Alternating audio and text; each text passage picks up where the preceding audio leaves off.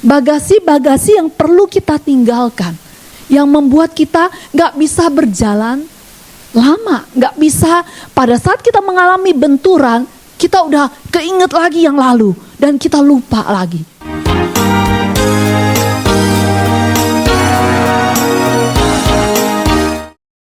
Hari ini saya akan berbicara tentang letting go and move on, ya.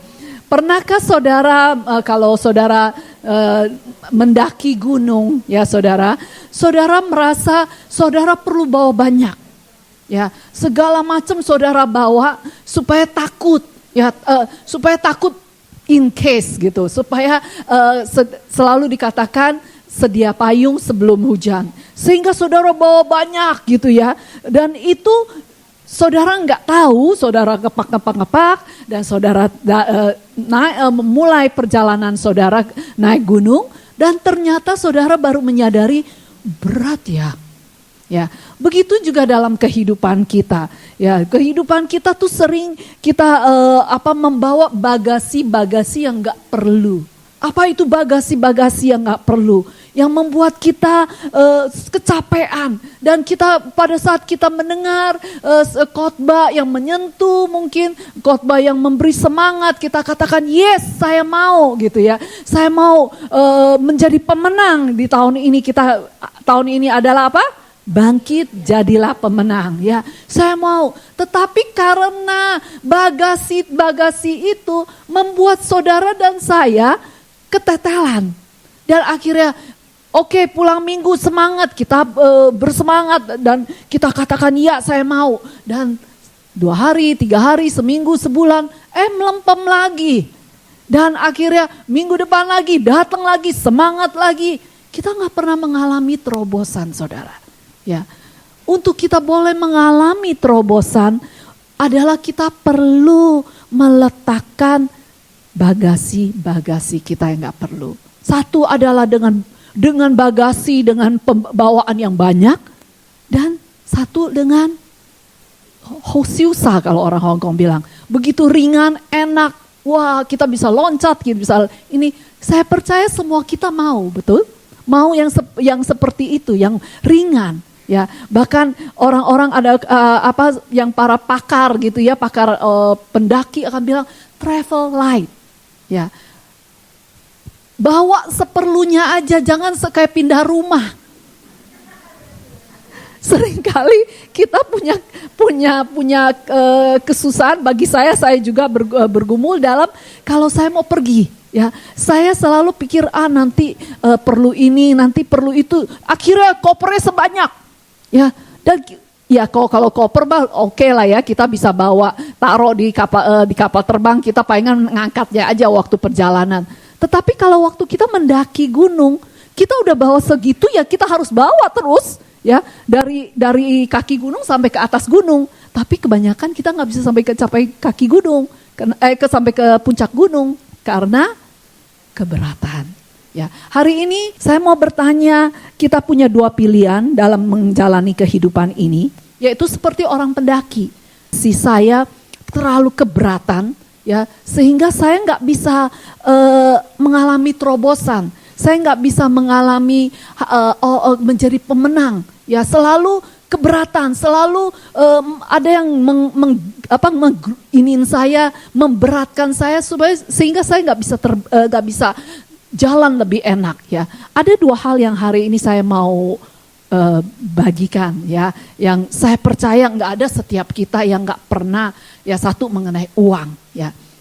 Saya mau bertanya di sini, kita mungkin ada 100 orang lebih ya di sini ya. Adakah saudara yang nggak pernah ditipu atau uangnya dipinjemin orang nggak pernah kembali, nggak tahu kemana orangnya? Ada yang pernah? Selalu mundur, wah nggak pernah. Ada yang nggak pernah, uangnya selalu baik, dalam nggak pernah ditipu, nggak pernah dipinjam orang kembali, selalu. Ya, saya pernah, saudara. Ya, dari kecil, sedang, gede, dan ini yang puji Tuhan, yang paling gede kembali gitu ya. Yang lain, ya udahlah kita nggak ini ya. Hari ini kita mau belajar tentang let go. Ya, coba katakan kepada sebelahmu, let go. Ya, kita perlu let go. Kalau kita nggak lepaskan hal-hal yang menyakitkan kita, coba yang pernah dipinjemi atau ditipu orang, apa rasanya? Sakit hati ya saudara ya. Sakit hati, uang yang susah-susah kumpuli, dia enak aja begitu diambil habis. Ya, apakah kita terus hidup dalam sakit hati?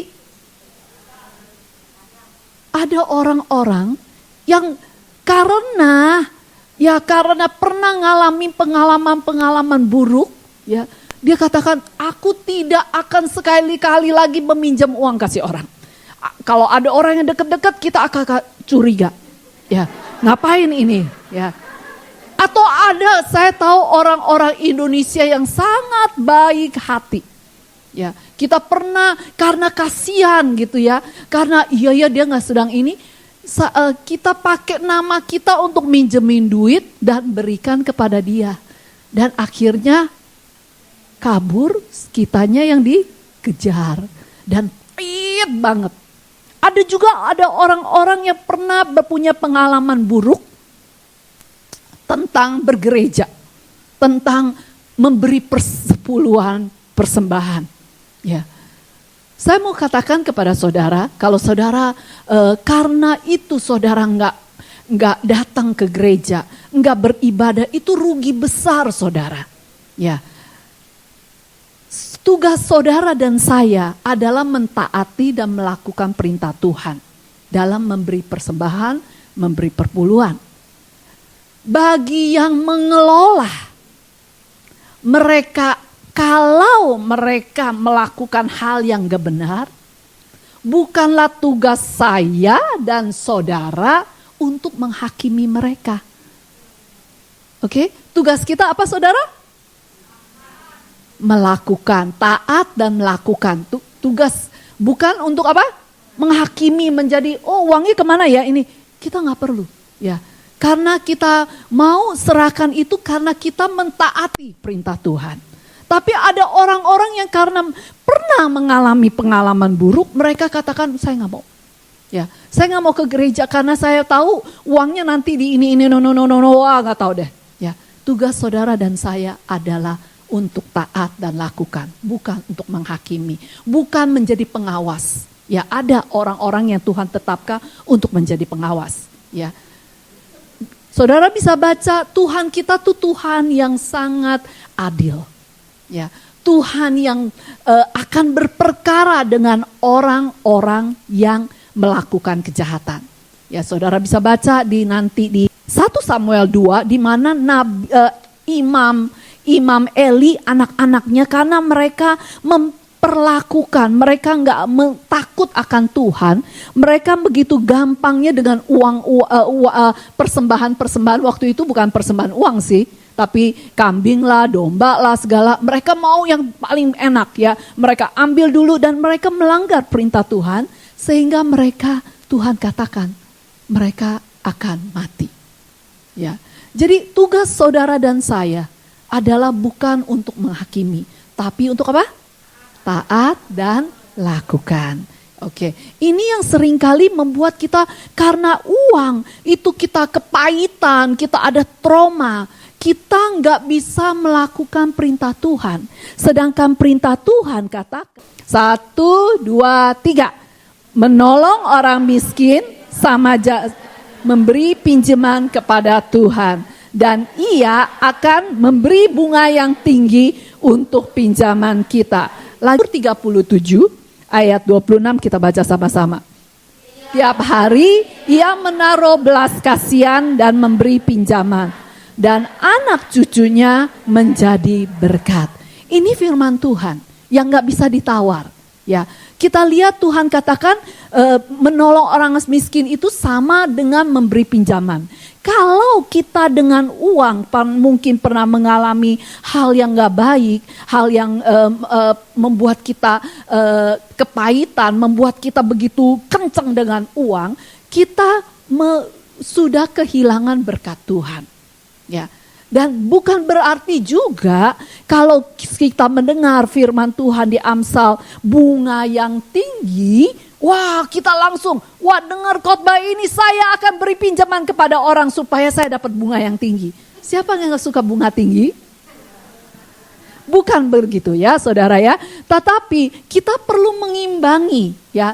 Kita perlu mengimbangi firman Tuhan yang gak bisa ditawar dengan pengalaman yang pernah kita alami.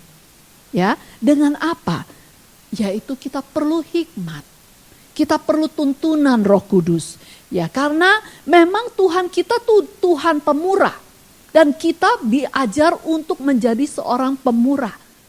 Khususnya bagi kita yang sudah pernah mengalami, ya pasti setiap kita pernah mengalami ya dipinjam $1 lah, $5 lah, 1.000, 10 atau 100.000 bahkan ya. Pernah kita di kehilangan itu. Tetapi apakah dengan kehilangan itu kita menjadi orang yang begitu kencang dengan uang? Tuhan katakan kalau kita memberi pinjaman, memberi kepada orang miskin adalah kita akan mendapat bunga yang tinggi. Ini terjemahan firman Allah yang hidup. Dan kata di Mazmur tadi kita juga baca bahwa tiap hari kita menaruh belas kasihan dan memberi pinjaman, anak cucunya menjadi berkat. Ya, ini kita perlu imbangi adalah dengan kita harus bertanya kepada Roh Kudus. Ya, kalau kita belum mengenal Roh Kudus secara baik, kita bisa minta nasihat orang-orang yang di atas kita, yang kakak-kakak rohani atau gembala kita untuk kita berkonsultasi. Oke?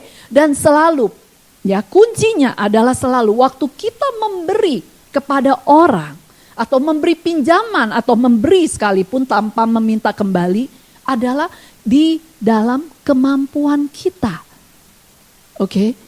Yang bukan berarti karena saya dengar ini, ya investasi di mana lagi yang lebih tinggi? Pasti ke Tuhan gitu kan. Kita pinjam uang untuk kasih pinjam orang. Wow.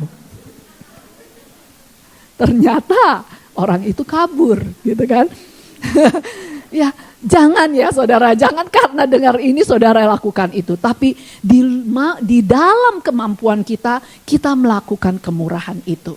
Ya, jadi kita perlu mengerti, membalance ya, bahwa firman Tuhan itu gak bisa diganggu gugat, gak bisa ditawar. Tetapi kita perlu hikmat, kita perlu tuntunan Roh Kudus. Amin saudara. Kedua, ya perasaan.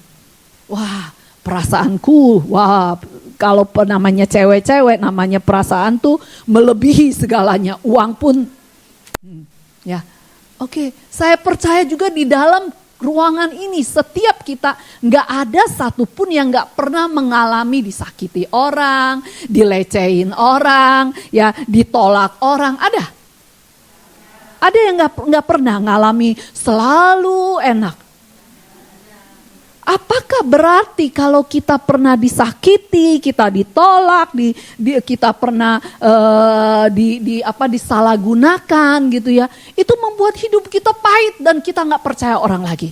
Ada orang-orang tersebut seperti itu yang akan membuat kita itulah bagasi-bagasi yang nggak perlu, ya bagasi-bagasi yang perlu kita tinggalkan, yang membuat kita nggak bisa berjalan lama, gak bisa pada saat kita mengalami benturan, kita udah keinget lagi yang lalu. Dan kita lupa lagi bahwa saya harus lakukan, saya harus mengalami, let it go. Ya, untuk kita bisa melangkah maju, kita perlu melepaskan. Yes, pernah dengar ini? Hurt people. Ya, orang yang terluka akan melukai orang. Ya, hurt people, orang yang terluka akan melukai orang. Jadi kalau kita hidup di dunia yang sudah jatuh dalam dosa, yang orang-orangnya semuanya pernah dilukai, nggak ada, saya percaya di dunia ini nggak ada orang-orang nggak pernah dilukai. Kalau kita hidup di dunia yang begini, kita harus mengerti kita pasti akan dilukai orang. Satu hal atau dua hal, kita pasti. Apakah berarti kalau kita sudah hidup di ini kita nggak mau, saya nggak mau perasaan saya terlalu flat kayak kaca, sebentar pecah. Wah kalau begitu saudara harus ke gunung tuh, harus pindah, nggak boleh di sini. Di gunung, di hutan, iya memang saudara perasaan saudara nggak akan dilukai. Tapi di apa? Saudara kan tubuh saudara dilukai saudara. Akan ada binatang-binatang liar yang membuat yang mungkin juga mati saudara ya. Jadi kita perlu mengerti, kalau saat kita mengerti kebenaran ini, kita hidup di dunia ini tidak akan pernah bisa nggak pernah dilukain orang, nggak pernah ditolak orang, nggak pernah mengalami sesuatu yang nggak enak kepada perasaan kita. Kita salah besar. Tetapi kita bisa hidup di dunia ini dengan punya hati yang tahan banting. Tahan banting tahu ya saudara? Kalau orang-orang yang suka beli handphone atau beli sesuatu yang ini, maunya kalau dibanting gak rusak-rusak. Betul? Panci gitu ya, yang tahan dibanting pun gak peot gitu ya. Mau kalau apapun, nah kita perlu menumbuhkan, ya. Kita perlu menumbuhkan hati yang tahan banting. Itu hati yang tangguh, saudara. Ya, yang untuk kita bisa menjadi pemenang. Amin, saudara. Oke, kita ada beberapa hal yang kita bisa belajarin kita lihat dulu di Ibrani 12. Di Ibrani 12 ada katakan, nah mengenai kita sendiri di sekeliling kita ada banyak sekali saksi, yaitu saksi-saksi iman ya, yang di Ibrani 11. Sebab itu marilah kita membuang semua yang memberatkan kita dan dosa yang terus melekat pada kita, dan marilah kita dengan tekun menempuh perlombaan yang ada di depan kita. Ya, di sini katakan kita perlu membuang semua yang memberatkan kita. Ya, untuk kita bisa mengalami terobosan, untuk kita bisa mengalami kemenangan di tahun ini, kita perlu membuang semua yang memberatkan kita. Ya, baik itu trauma-trauma, baik dosa, ya. Trauma kalau enggak diselesaikan dengan baik, itu akan menghalangi masa depan kita. Ya. Trauma adalah sesuatu yang psikologis, ahli jiwa mengatakan itu sesuatu yang masa lalu yang kita hadapi yang membuat kita trauma, ya. Tetapi di firman Tuhan semuanya itu bisa, ya, bisa diselesaikan karena Tuhan katakan kamu jangan bawa beban yang berat, travel light, oke, travel light. Di Filipi juga katakan akan tetapi ada satu hal yang saya perbuat. Siapa itu yang menulis ini? Paulus. Yaitu saya melupakan apa yang ada di belakang saya dan berusaha keras mencapai apa yang ada di depan. Itu sebabnya saya berlari terus menuju tujuan akhir untuk mendapat kemenangan. Ya, saya percaya di kita semua nggak ada satupun yang dapat melebihi seperti Paulus. Ya, Paulus yang begitu melayani Tuhan, begitu cinta akan Tuhan, dia hadapi apa? Ditolak, dipukul, bahkan mengalami banyak perkara, ya. Tetapi dia tetap teguh. Kenapa? Karena dia punya hati yang tahan banting. Yuk katakan sebelahmu, yuk kita tumbuhin hati yang tahan banting. Ayo tahan banting. Iya, tahan banting loh. Ya. Karena tahan banting itu sangat diperlukan, saudara. Ya, dalam kita menghidupi kehidupan di bumi ini, selama kita di bumi ini, kita perlu punya apa? Hati yang apa? Tahan banting. Dibanting apapun enggak rusak. Banting apa segimana pun enggak pecah. Ya, ada banyak kali kita orang-orang yang hatinya begitu, wah fragile. Tahu fragile? Tahu ya fragile ya? Ya kaca, aduh ngomong sedikit langsung nangis, ngomong sedikit langsung tersungging, ngomong sedikit langsung marah, langsung orang bisik-bisik langsung pikir dia ngomongin saya. Wah ini hati yang ini susah banget, ya susah banget saudara kalau saudara tahu berteman dengan orang-orang yang so fragile, saudara harus ngomongnya hati, super hati-hati. Ya, kita perlu menumbuhkan apa? Hati yang tahan banting. Oke, back to kita punya fokus adalah melepaskan. Ya, ada 3 hal yang hari ini saya mau kita belajar tentang bagaimana melepaskan. Ya, masa lalu kita, bagasi-bagasi kita yang nggak perlu itu, travel light ya, itu ada 3 hal. Pertama, 1, kita perlu menyadari keadaan. Ya, kita perlu menyadari keadaan kita. Orang nggak akan bisa let go, ya nggak akan bisa melepaskan segala yang menghalangi dia, segala yang memberati dia gitu ya, kalau dia nggak menyadari. Ya, kalau kita nggak lihat seperti tadi ini, mungkin kita seperti saya yang bawanya satu rumah dibawa ya, satu kloset semuanya masuk ke dalam koper, dan kita lihat ke sebelah kita, kok dia gitu dikit ya, kok saya gitu banyak ya. Memang kita diajarkan nggak boleh apa? Membandingkan, betul? Tapi kadang-kadang dalam kita melihat orang yang begitu enaknya, kita juga tergerak, ya nggak? Capek nggak sih bawa begitu berat? Sehebat orang yang bisa 100 kilo pun gitu ya, ya capek lah saudara. Apalagi kita perlu naik ke daki gunung misalnya. Makanya kita perlu travel light. Ya, kita perlu menyadari untuk kita bisa mengalami terobosan, untuk kita bisa mengalami kemenangan, kita harus letakkan semua yang gak perlu. Masa lalu kita, ya, orang-orang yang pernah jahatin kita, uang kita yang hilang gak entah kemana. Ada orang-orang yang begitu cinta akan uang, sampai orang utang dia $5 aja diingetin gak bisa tidur. 10 tahun masih ingat itu orang jam berapa, tanggal berapa minjem saya $5 dan gak kembali. Mungkin kita ketawa, ya, tapi itu mungkin kita. Ataupun perasaan, waduh perasaanku, dia ngomong begitu saya tersungging bener. Ya, udah 20 tahun yang lalu juga inget jelas apa yang dia katakan. Ya, penghinaannya lah, kata-kata pedesnya lah, terus kita ingat-ingat. Ingat, kita perlu menyadari, itu gak akan bisa bawa kita kemana-mana. Uang udah hilang ya hilang lah saudara. Betul, bisa cari lagi.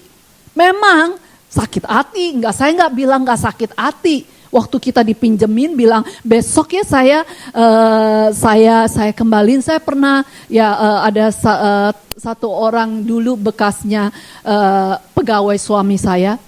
Dia telepon bilang minjem uang waktu itu. Dia pinjam, dia bilang besok saya kembaliin ya. Ya saya pikir ya dia juga bekas sekretaris suami saya pinjemin. Udah gitu entah kemana nggak tahu lah. Ya. Apakah karena itu? Ya 10 juta lumayan sih, ya lumayan kan saudara. Ya. Tetapi apakah hidup saya bergantung kepada 10 juta itu? Apakah sukacita saya itu nilainya 10 juta? Kalau sukacitamu itu melebihi 10 juta, engkau hidupmu nggak akan bergantung kepada 10 juta itu. Betul saudara? Jadi kita perlu menyadari, oke? Kita perlu menyadari bahwa keadaan kita. Dan di Mazmur, Tuhan apa? Kepada orang yang hancur hatinya, Ia menyelamatkan orang yang menyesali dosanya. Kita perlu menyadari, ya. Langkah pertama untuk letting go adalah menyadari. Langkah kedua adalah mengakui. Ya, mengakui dengan apa? Enggak di dalam hati saudara. Ya, tapi ngakui Tuhan aku sakit hati dia pinjam saya 10 juta hilang. Ya, Tuhan saya sedih, saya diperlakukan begitu. Saya marah Tuhan. Kita perlu mengakuinya di hadapan Tuhan. Ya. Dengan bersuara saudara. Kalau bisa teriak ya, tapi jangan teriaknya waktu orang pada tidur gitu ya. Orang kira kaget semua kan. Ya kita perlu melepaskan itu. Ya cara melepaskannya dengan mengakuinya. Ya jangan hanya di dalam hati tapi bersuara. Kalau bisa teriak atau nangis ya. Tetapi kita juga perlu, dalam mengakui, kita juga perlu memaafkan diri kita sendiri. Ya, seringkali kita nggak bisa memaafkan diri kita karena kita pikir, aduh saya kok bodoh amat ya. Kenapa saya bisa percaya dia ya? Kenapa saya waktu itu bisa ya lakukan itu? Kenapa saya ini, kenapa dan kenapa? Kita perlu mengampuni diri kita sendiri. Ya, sudah kejadian, sudah. Stop. Dan lepaskan. Kita juga perlu mengampuni orang-orang, ya beri kemuliaan kepada Tuhan. Kita juga perlu mengampuni orang yang bersalah kepada kita. Ya, karena bukan karena dia layak, tapi kitanya nih. Ya, jangan udah hilang 10 juta masih hati kita dicuri sama dia.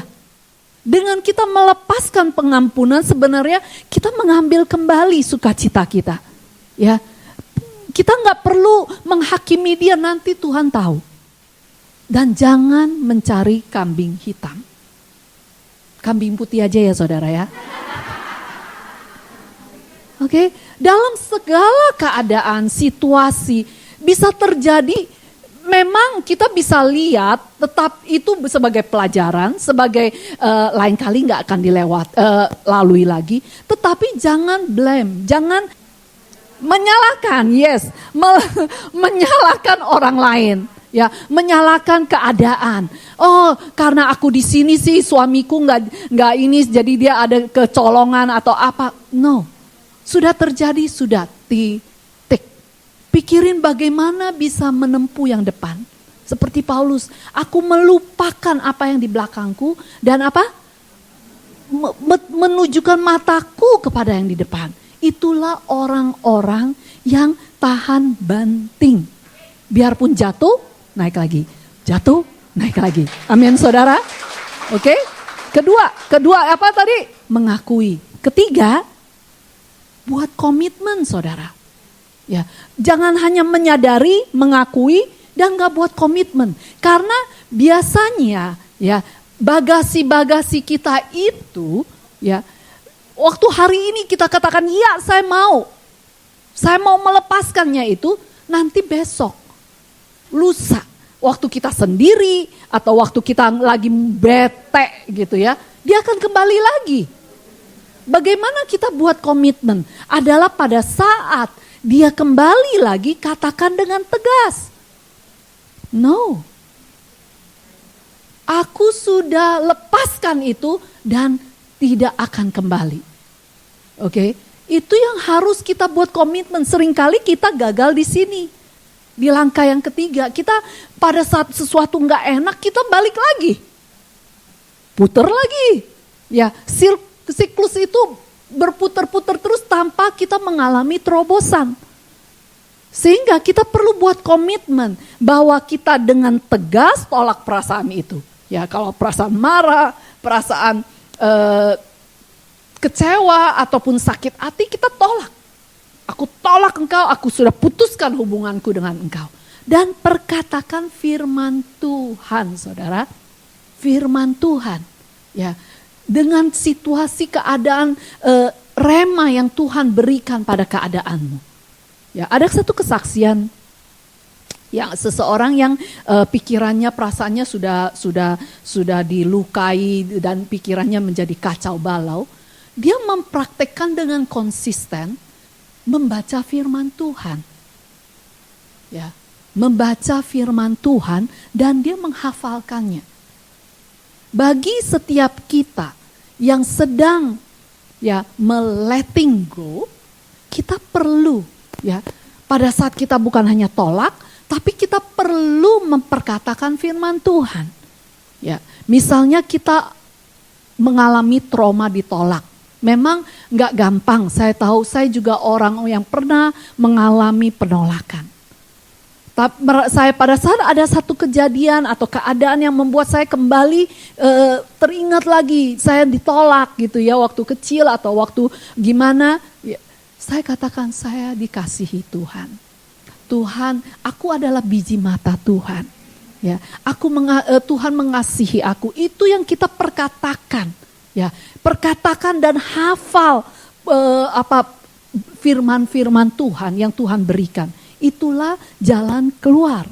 Itulah jalan kita mengalami pemulihan. Itulah jalan kita mengalami kesembuhan, saudara. Amin. Jadi ada 3 langkah yang dapat kita untuk kita melepaskan balon-balon yang gak enak ya. Melepaskan masa lalu kita adalah 1, menyadari keadaan kita. Ya, kita gak akan pernah bisa jalan jauh dengan bagasi-bagasi gak perlu. Travel light, bawa seperlunya. Kedua adalah mengakui perasaan kita. Tuhan beri kita perasaan bukan untuk didinai, bukan untuk disangkali. Ya memang ada waktunya kita perlu menyangkali, tetapi kita perlu mengakui pada saat kita dilukai, pada saat kita disalahgunakan, kita sakit hati, kita perlu ngaku. Katakan, Tuhan saya sakit hati. Ya, Tuhan saya marah. Dan luka-luka, kadang-kadang kita rasa luka-luka yang kita nggak rasa gitu ya, itu kita diemin. Saya pernah waktu saya umur belasan tahun, saya olahraga di rumah, saya lupa bahwa saya itu pakai rok, oke? Saya olahraga di rumah pakai rok, saya angkat kaki saya.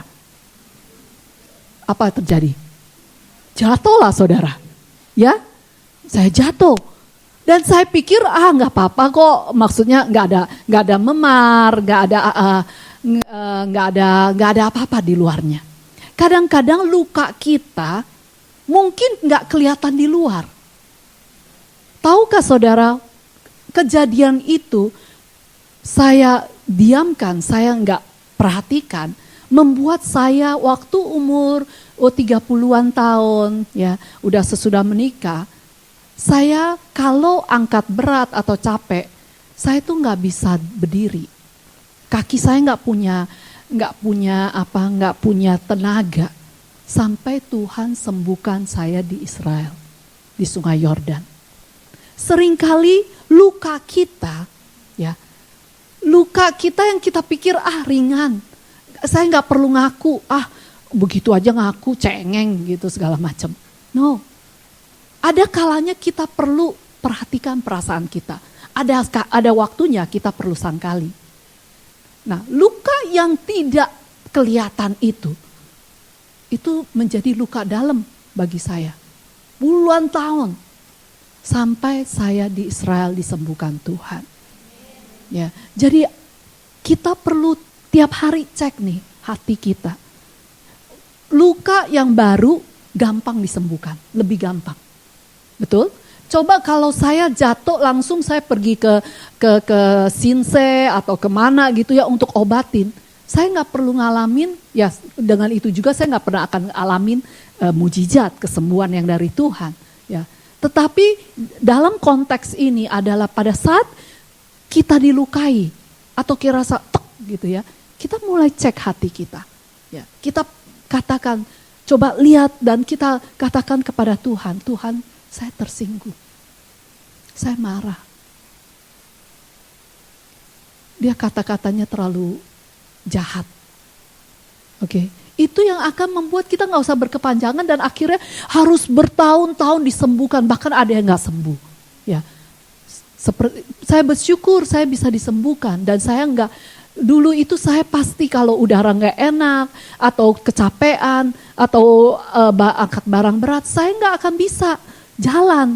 Ya bahkan untuk duduk bangun itu tuh nggak ada tenaga sama sekali.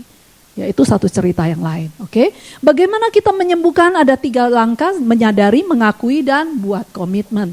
Dan sesudah itu kita perlu membaca firman Tuhan. Amin saudara.